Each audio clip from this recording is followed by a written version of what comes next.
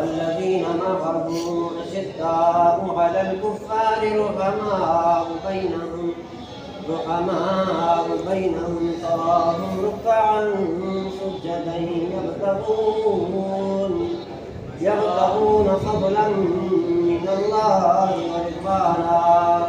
صدق الله العظيم. وقال النبي صلى الله عليه وسلم اللهم أعز الإسلام بأبي جهل بن هشام أو بعمر بن الخطاب رضي الله عنه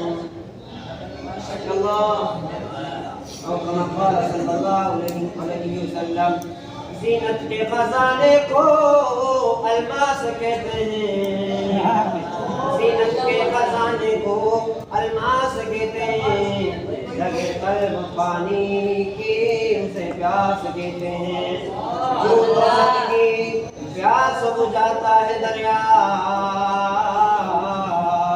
یوں تو سب کی پیاس بجھاتا ہے دریا، جو دریا کی پیاس بجھائے اسے عمر بن خطاب کہتے ہیں۔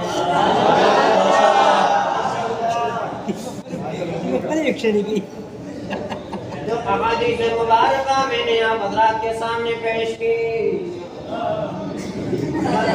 رضی اللہ تعالی عنہ کے اسلام لانے سے ایک دن قبل حضرت حضور صلی اللہ علیہ وسلم نے کعبے کے سامنے یہ دعا مانگی تھی کہ اللہ تعالیٰ ابو جہل بن ہشام کو ہدایت دے، ابو جہل بن ہشام کو اسلام سے نواز دے، یا عمر بن خطاب کو اسلام سے نواز دے۔ خلاصے کے طور پر آپ حضرات کے سامنے بتاتا ہوں، جب دوسرا دن ہوا سب صحابہ کرام حضور صلی اللہ علیہ وسلم دار ارقم میں موجود تھے، تو صحابہ کرام نے دیکھا عمر بن خطاب رضی اللہ تعالی عنہ تشریف لا رہے ہیں۔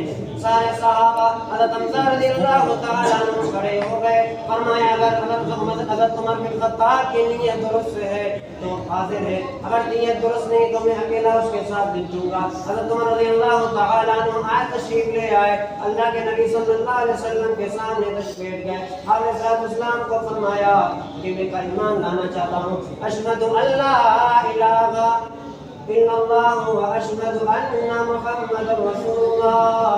جب صحابہ کرام نے حضرت عمر کی آواز کو سنا تو سب کی بائک آواز بلند، تکبیر سے بلند کی اللہ اکبر مدینے کی گلیوں میں آواز گونج گئی۔ وہ حضرت عمر رضی اللہ تعالی عنہ وہاں تشریف فرماتے، ظہر کا وقت آیا، جب نماز کا وقت آیا، حضرت عمر رضی اللہ تعالی عنہ نے فرمایا اگر عمر اسلام لا چکا ہے، یہ ہو ہی نہیں سکتا کہ عمر چھپ کے نماز پڑھے۔ حضرت عمر رضی اللہ تعالی عنہ نے کہا جب کعبے میں نماز پڑھیں گے۔ حضرت عمر رضی اللہ تعالی عنہ نکل گئے، تمام صحابہ کرام حضور صلی اللہ علیہ وسلم کی حضرت عمر رضی اللہ تعالی عنہ کے سامنے ہاتھ میں جھنڈا تھا۔ جب گلی مکے کے چوک پر آئے اور فرمایا اگر کسی کو اپنے بچوں کو یتیم کرنا ہو، بیویوں کو بیوہ کرنا ہو تو حضرت عمر کا راستہ روک کے بتائے۔ عائشہ رضی اللہ تعالی عنہ فرماتی ہیں حضور صلی اللہ علیہ وسلم ایک دن خوش تھے، فرمایا کہ اس دنیا میں کسی بندے کی نیکی بھی اتنی ہو سکتی ہے سب سے زیادہ حضرت حضور صلی اللہ علیہ وسلم نے فرمایا وہ عمر کی نیکیاں ہیں۔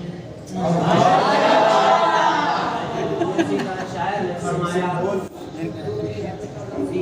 آقا عمر مولا عمر مرشد عمر سو جان سے نبی پاک پر شیدا عمر ایمان میں ایقان میں یکتا عمر۔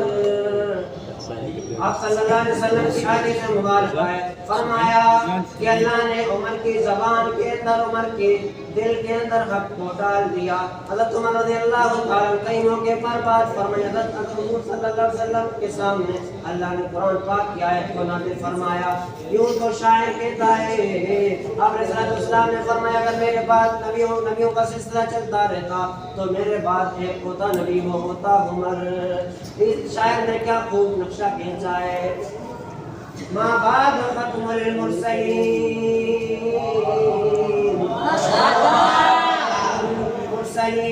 کسی نبی کو آنا نہیں، پر یہ سلسلہ چلتا رہا، ایک نبی ہوتا عمر۔